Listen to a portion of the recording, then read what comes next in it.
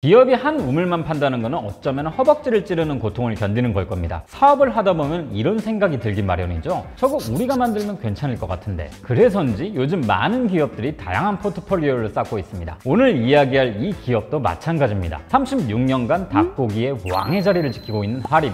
병아리 10마리로 시작해 닭고기 산업의 근본을 만든 곳. 그런데 이 기업이 요즘 다른 곳에 눈을 돌립니다. 바로 HMR. 팬데믹 이후 HMR 시장이 폭발적으로 커진 건 다들 아실 겁니다. 그럼 하림도 이런 측면에서 사업을 시작한 걸까요? 글쎄요, 제 생각은 좀 다릅니다. 하림이 작년부터 사업을 시작한 프리미엄 HMR 브랜드 더 미식. 이 브랜드 라면 광고를 보시면 이런 말이 나옵니다. 면치기 금지, 국물은 무조건 다 먹을 것, 아이들에게도 추천. 감히 라면 주제에? 굉장히 도발적이죠? 심지어는 인스턴트에서 빼달라는 이야기까지. 마지막엔 이런 말을 남깁니다. 라면부터 갑니다. 라면부터 갑니다. 프리미엄 브랜드지만 라면부터 간다는 거예요. 하림에 관한 많은 컨텐츠들이 있지만 오늘은 조금 다른 이야기를 해볼까 합니다. 저는 김밥이고요. 오늘 제가 떠먹여 드릴 이야기, 하림의 반란입니다. 지난 돈슐랭 닭고기 편에서도 언급했었지만 우리나라 닭고기 산업을 이야기할 땐 하림의 이야기를 빼놓을 수가 없습니다. 이 이야기를 먼저 빠르게 정리해 드릴게요. 하림을 창업한 김홍국 회장, 11살 때 10마리 병아리로 시작해서 고등학교 때 이미 닭 5,000마리, 돼지 700마리를 키울 정도로 사업 수완이 좋았던 분이었어요. 이 당시엔 닭 100마리만 키워도 대형 양계장 취급을 받던 때였거든요. 하지만 축산 파동으로 파산하게 되면서 8년이 지난 후인 1986년에서야 하림을 세우게 됩니다. 이 하림을 다시 세우면서 좀 독특한 전략을 짰어요. 위탁 사육 방식. 직접 키우지 않고 농가에 사료와 병아리를 제공하고 닭을 키우는 일을 맡기는 거죠. 그리고 닭을 받을 땐 농가에게 사육 수수료를 주고요. 왜 이런 방식을 채택한 걸까요? 보통 닭을 키울 때 들어가는 비용은 정해져 있습니다. 총 비용의 50%가 사료, 병아리 값이 대략 30%. 그런데 농수축산물의 특징은 가격이 계속해서 바뀐다는 거죠. 닭도 당연히 그렇고요. 이 때문에 닭의 가격이 고정 비용보다 높으면 돈을 좀 벌겠지만은 닭의 가격이 내려가면은 양계 농민들은 파산하게 됩니다. 사실 김홍국 회장 역시 이것 때문에 파산을 한번 했었고요. 그래서 낸 아이디어가 위탁 사육 방식인 거죠. 이렇게 하면은 안정된 수수료를 받을 수 있기 때문에 파산할 위험성이 없다는 게 가장 큰 장점입니다. 그 뒤로 많은 농가들이 하림과 계약을 했어요.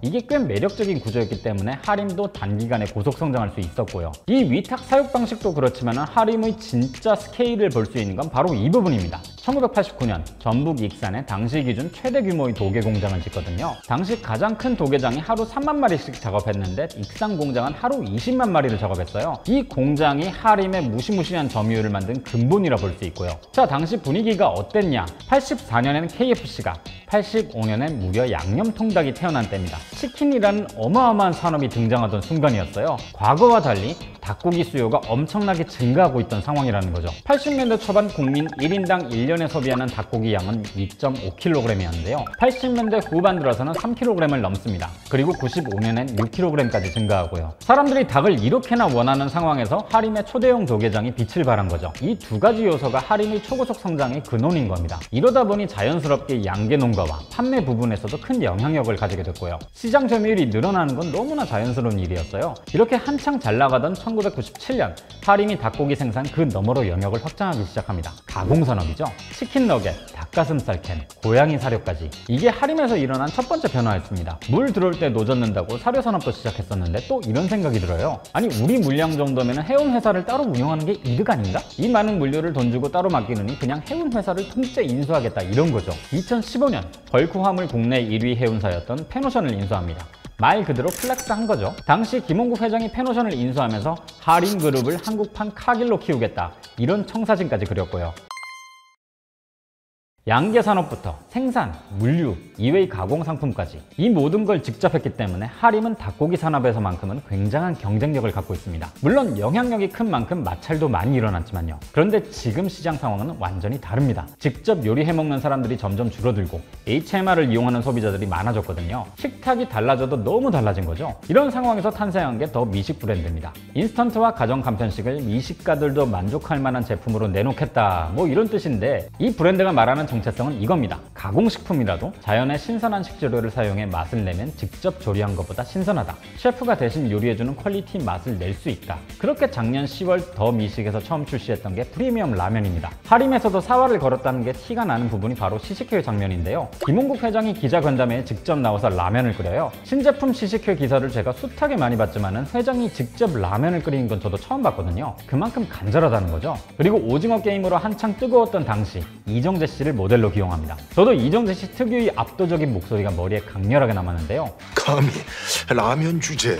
성적표는 어땠을까요? 출시 한 달 만에 300만 봉지를 팝니다. 스타트가 좋죠? 하지만 라면 시장을 호락호락하게 보면 안 됩니다. 포화될 대로 포화된 라면 시장. 하림이 그래도 짬이 있다지만 여기서만큼은 신인이거든요. 그럼 하림의 라면은 어떤 경쟁력을 가지고 있을까요? 일단 장인 라면은 프리미엄 라면입니다. 이건 더 미식이란 브랜드를 출범시킬 때부터 예상되어 있던 방향성이죠. 보통 소비자들이 생각하는 라면의 문제는 뭘까요? 나트륨이죠. 때문에 나트륨을 줄이고 첨가물 대신 자연재료로 감칠맛을 내기로 합니다. 그리고 스프는 분말이 아닌 액상. 20시간 우려낸 육수를 농축했기 때문에 분말이 아닌 액상 형태로 만들어졌죠. 이 장인 라면과 똑같은 방향성으로 출시한 두 번째 상품이 더 미식 유니 짜장면입니다. 장인 라면과 같이 천연 재료를 활용한 춘장으로 프리미엄 자장면을 만든 거죠. 라면계의 굵직한 카테고리를 건드리면서 HMR 사업에 뛰어든 더 미식의 다음 상품은 밥입니다. 독특한 건 이 밥을 딱 만졌을 때 뚜껑 부분이 좀 헐거운 느낌이 든다는 거예요. 밥알과 포장지 사이에 공기층이 있는 거죠. 이 공기층이 밥알을 누르지 않게 방어하는 역할을 한다고 합니다. 이게 별거 아닌 것처럼 보일지 몰라도 치열한 기술 경쟁이 이런 사소한 영역에서 벌어지고 있구나.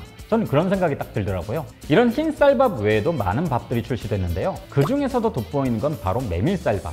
보통 이런 독특한 상품에는 개발자나 회장의 경험담이 반영되기 마련이죠. 이것도 비슷합니다. 콜레스테롤 수치가 높았던 김홍국 회장이 메밀밥을 자주 먹으면서 수치가 떨어졌다더라. 그래서 직접 개발을 지원해서 만든 상품이라고 알려져 있죠. 이 외에도 다양한 즉석밥 라인을 출시했어요. 귀리쌀밥, 고시이카리밥, 현미, 흑미, 잡곡, 오곡 등등. 그리고 이 밥을 두고 이런 표현을 하더라고요. 즉석밥 2.0 시대를 열겠다. 기존과는 다른 즉석밥을 보여주겠다는 거죠. 쌀과 물 외에는 아무것도 들어가지 않은 밥 냄새 나는 밥. 즉석밥에 대한 거부감을 가진 사람들까지도 만족시킬 만한 밥을 만들겠다는 건데, 이건 이따 한번 먹어보는 시간도 한번 가져보겠습니다. 보셨듯이 더 미식은 어느 방면을 봐도 프리미엄을 표방하는 브랜드란 걸 알 수 있습니다. 그럼 하림은 왜 HMR과 인스턴트 시장에서 프리미엄 전략을 선택한 걸까요? 이걸 이야기하기 전에 이 이야기를 잠깐 해볼게요. 돈슐랭에서 자주 언급했지만은 시장은 대체 어떻게 돌아가는 걸까요? 먼저 특정 시장을 개척한 기업의 등장, 오리지널리티를 가진 상품이 나타납니다. 그리고 시장에서 높은 점유율을 차지하죠. 하림의 닭고기 산업처럼요. 여기서 경쟁사들은 일반적으로 어떻게 나올까요? 좀 더 저렴한 가격으로 포지셔닝하면서 자리 다툼을 합니다. 결과는 그저 그런 보급형 상품이 되거나 운이 좋으면 또 다른 시장의 지배자가 되죠. 하림은 어떤가요? 누가 뭐래도 후발주자입니다. 라면 시장 같은 경우에는 무려 60년이나 늦었어요. 즉석밥은 30년이나 늦게 출발했고요. 후발주자는 선발주자와는 다른 방식을 택해야 합니다. 그런데 라면은 선두주자, 후발주자, 보급형 시장, 보급의 보급형 시장이 탄탄하게 그들의 영역을 다져놓은 상황이란 거죠. 레드오션 그 자체입니다. 물론 정말 작정을 하고 전에 없던 가격으로 더 싸게 만들어서 시장에 진입하면 경쟁할 수도 있겠죠. 하지만 이 경우에도 따라잡기는 정말 힘듭니다. 소비자들은 그저 저렴한 걸 원하는 게 아니거든요.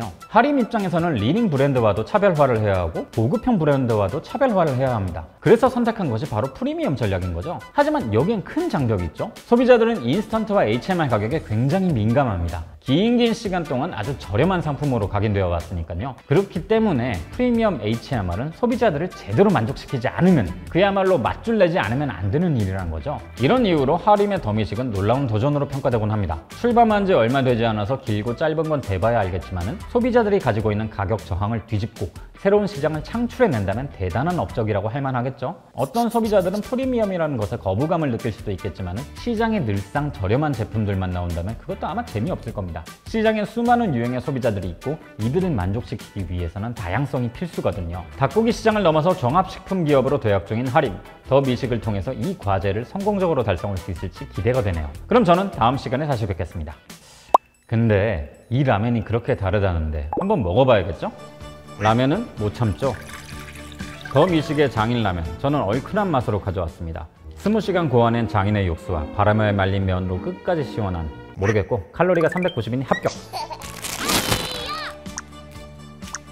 파, 버섯, 당근, 고추, 청경채, 마늘.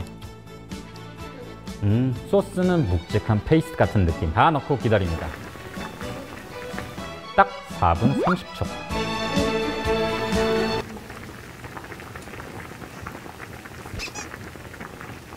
일한 뒤에 먹는 라면, 이게 맛이 없을 수가 있나요? 라면에 밥은 더 못 참죠? 밥은 어떤 걸 먹을까요? 전 오늘 메밀쌀밥 느낌. 배웁니다.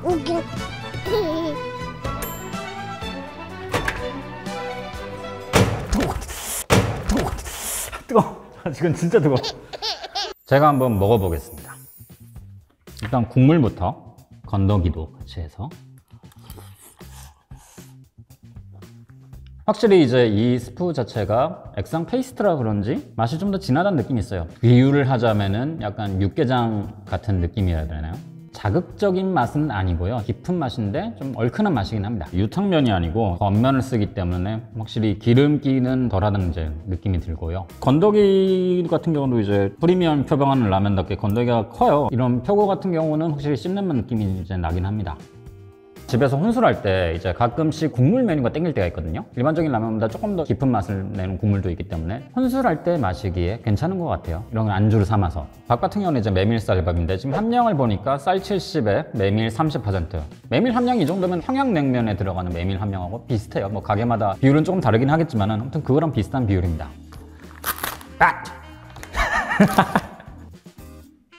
메밀이 이렇게 생겼군요.